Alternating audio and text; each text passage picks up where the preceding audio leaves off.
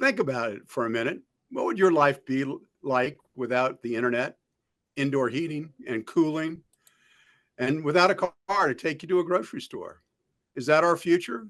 It could be, as the war on fossil fuels continues and as politicians keep touting a zero emission future as soon as 2035 without providing the infrastructure to support such ambitious plans.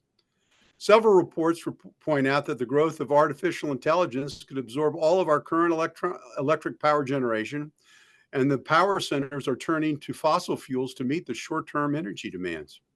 This week, Maryland Governor Wes Moore signed what he called one of the most comprehensive executive orders on the climate of any governor in Maryland history. And what was the most significant change? The elimination of gas water heaters and gas furnaces. Mark, Governor Moore has instructed the Maryland Energy Administration to submit plans that will require 100% of Maryland energy needs be from renewable resources by 2035. What a pipe dream. Well, what's crazy about this is a certain amount of virtue signaling going on, and as opposed to building an infrastructure that's ready and in place. And it is highly unlikely that the necessary preconditions are going to be in place for that.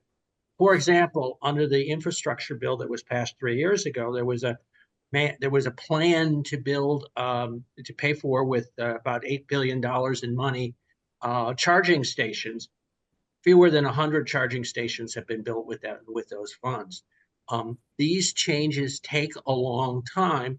And rather than approach it from a sort of common sense way of what's practical, what's realistic, and what's economical, we're approaching this from the perspective of, who can demonstrate that they're the best. So, Mark, what really is a question is what's achievable? Today, the U.S. Department of Energy issued a definition of what constitutes a zero emission building.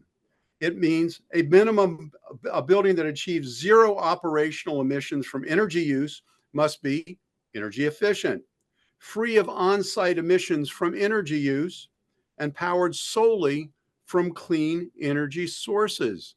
This is an impossible dream, Cary. But consider this.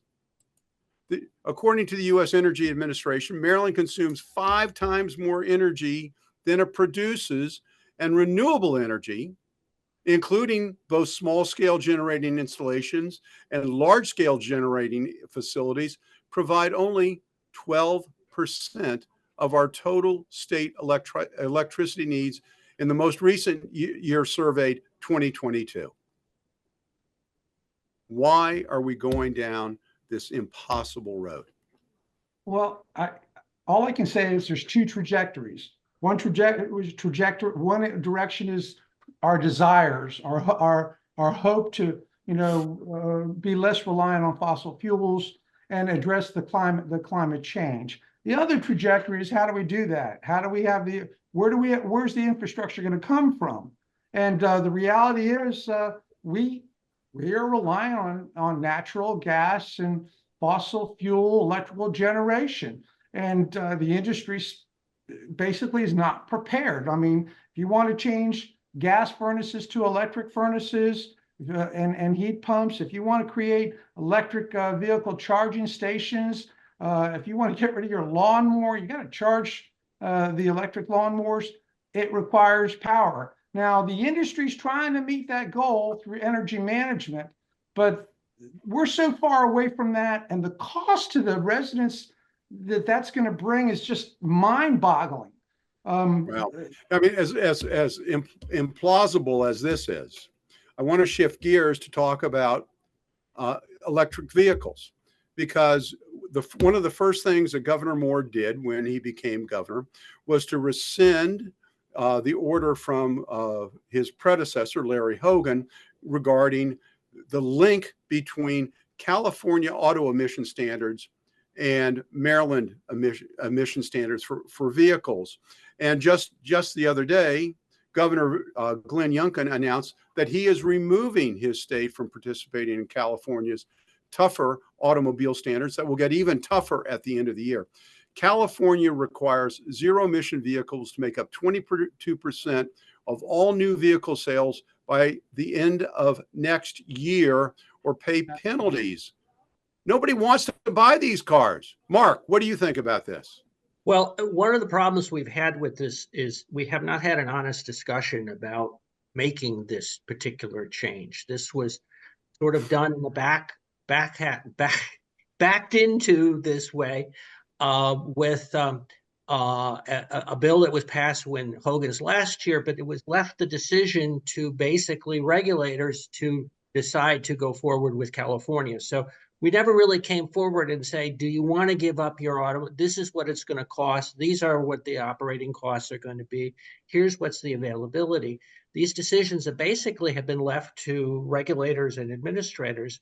And I think it is, in fact, generating a considerable level of frustration on the part of citizens who take a look at the consequences of all of this and see an immense affordability gap. Yeah. So Cary, it'd be wonderful to be in a zero emission world, but consumers prefer hybrids 3-to-1 over electric vehicles. They love their cars. When will the legislators figure that out? Well, I mean, the reality is, take buses. 5% of the population over 16 use buses. Yeah, we're expecting all of our growth to be based on that. And that's the problem. We have these wonderful ideals that we want to achieve, but we never address the infrastructure needs that go along with it. There again, those two trajectories. You've got to address the infrastructure needs. You've got to find out how we're going to meet the power requirements, the load necessary for the electric vehicle charging stations, for our home changes in our gas to electric. All of that has to be addressed before you.